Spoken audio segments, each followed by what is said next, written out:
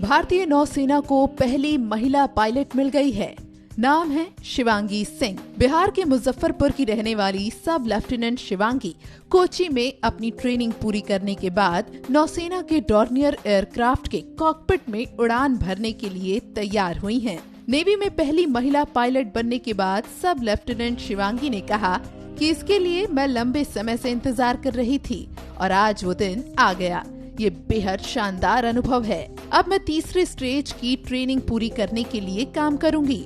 नौसेना के मुताबिक सब लेफ्टिनेंट शिवांगी ने शॉर्ट सर्विस कमीशन का 27वें एनओसी कोर्स ज्वाइन किया था और पिछले साल यानी जून 2018 में केरल के एझीमाला स्थित इंडियन नेवल एकेडमी में अपनी कमीशनिंग पूरी कर ली थी। करीब 1.5 साल पायलट की ट्रेनिंग करने के बाद 2 दिसंबर को शिवांगी नौसेना की पहली महिला पायलट बनी। Today morning we are extremely pleased that we have been able to award wings to the first woman pilot of the Indian Navy.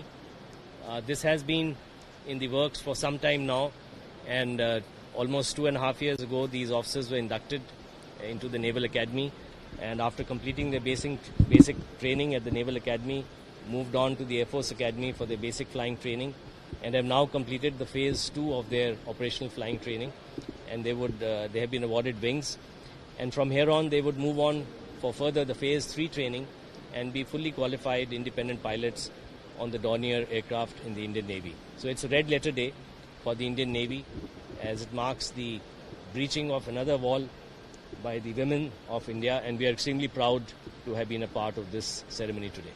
48वें स्थापना दिवस से पहले भारतीय नौसेना ने महिला सशक्तिकरण की दिशा में ये बड़ा कदम उठाया है। नौसेना में करीब 70,000 नौसैनिक और अधिकारी हैं, लेकिन महिलाओं की संख्या मात्र 400 है।